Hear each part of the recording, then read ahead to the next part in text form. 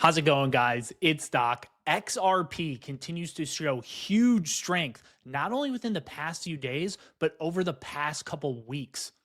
In this video, we're going to talk about why Ripple is absolutely flying right now, what we have to look forward in the next couple days and week, specifically 72 hours, and what the next couple months are going to look like, because we think XRP is going to continue to hit all-time highs this bull cycle.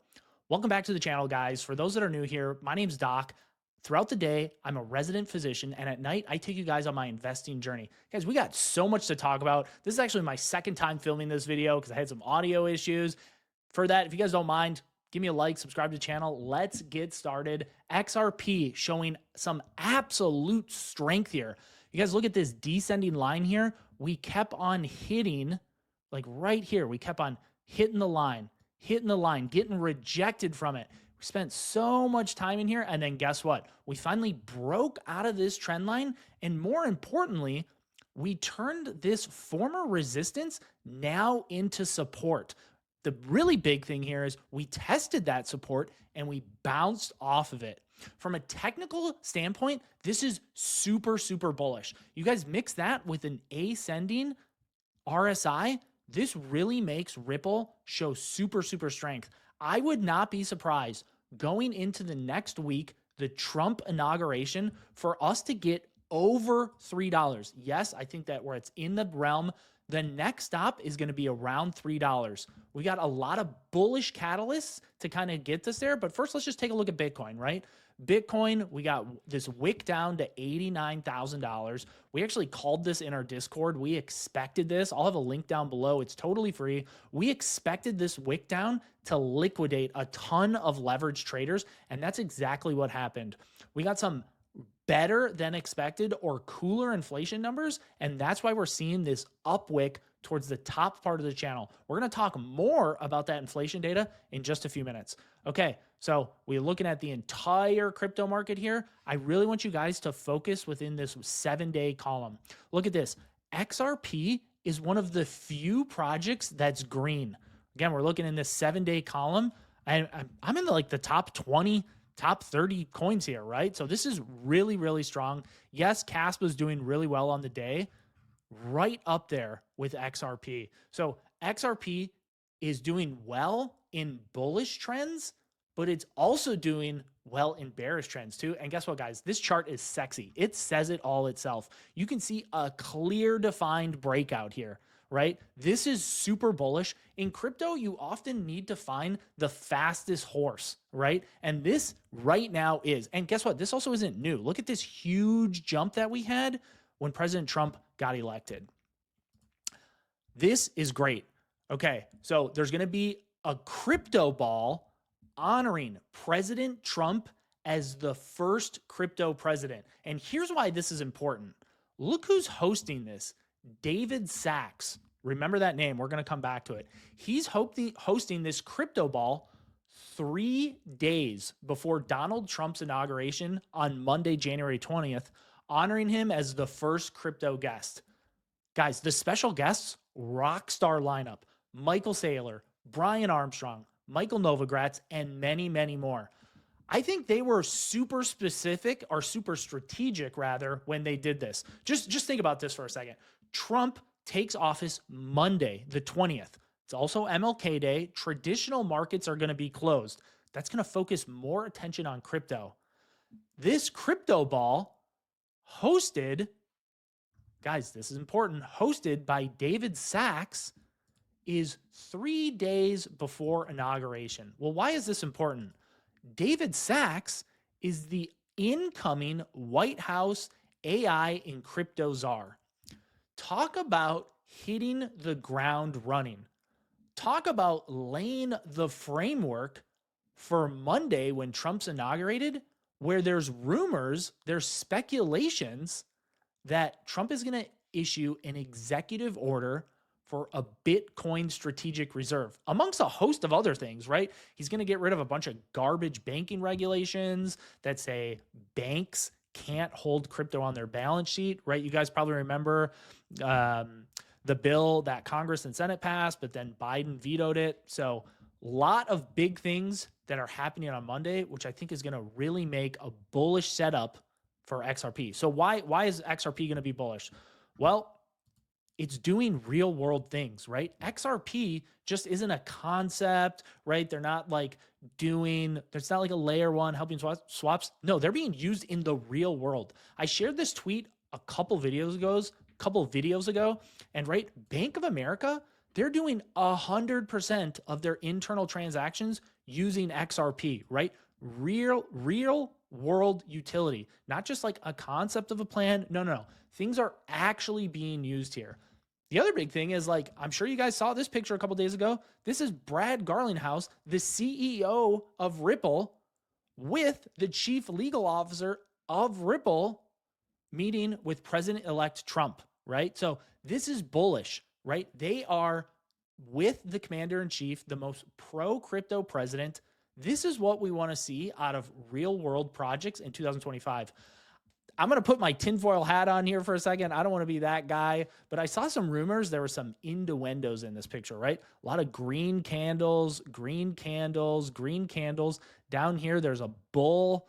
Kind of, it could be synonymous of things that coming, right? I know it's a little hand wavy. I'm not saying take this to the bank, but I thought this was really interesting, right? Green candles. So, okay, we are going to listen to this. This was amazing, right? Gary Gensler, who's now out of the SEC at the end of this week, one of the most chaotic SEC chairs who routinely attacked crypto. He's out. We're now getting a new crypto-friendly SEC chair. Let's listen to this. This was pure comedy. He went on CNBC and he got absolutely roasted. Let's listen.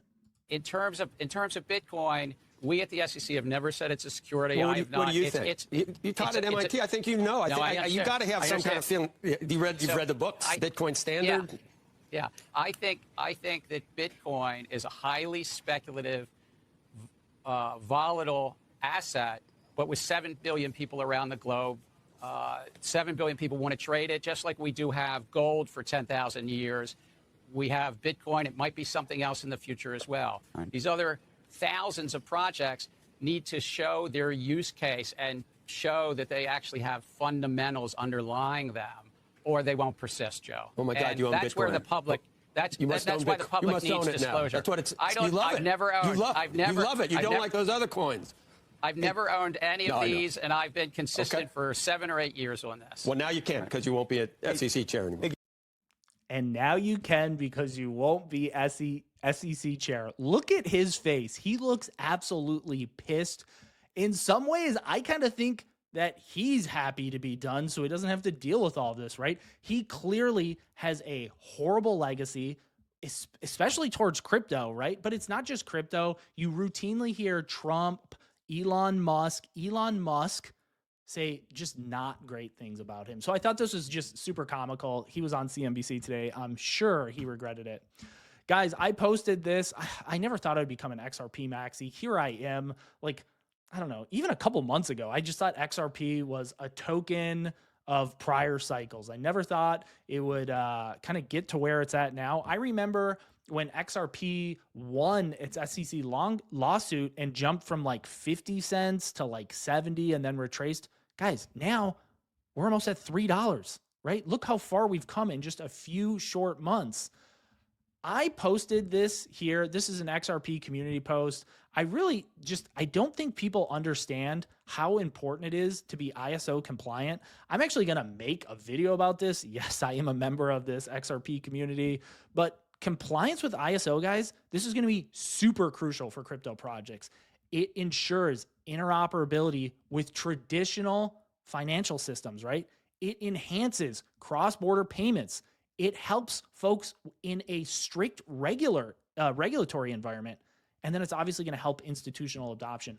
I'm going to make a video specifically on how important the ISO compliance is, specifically with XRP, HBAR. There's obviously a couple others, XLM Stellar, but keep an eye out for that. If you want to check that out, guys, make sure you're subbed. Okay, guys, we got to talk about inflation. We can't get through this video without talking about inflation because PPI inflation came out this morning.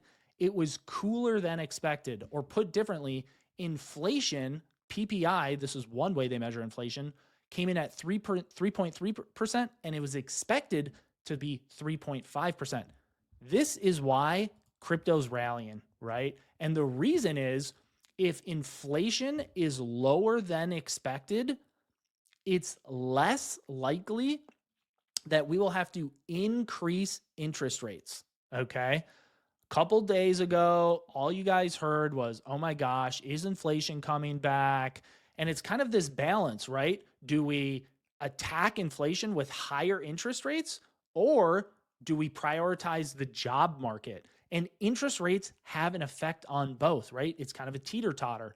So if inflation isn't as bad, we are more likely to actually cut rates, and risk assets like Bitcoin love cheap interest rate environments. So guys, the PPI was today. Tomorrow's the big one, CPI. This comes out at 8:30 Eastern, 7:30 Central Time. This is the most important one, the CPI inflation data. The forecast is 2.9%. Okay, if we can get 2.9% or lower, that's going to be great for crypto. It would say that inflation is not a risk right now, and we can turn on the money printer. Now, if we get a print of 3% or higher, markets will panic. We will have a sell-off, and I suspect if we hit that 3%, keep an eye out for this bottom trend line. We'll probably retest lower 90s. I'm going to be following this.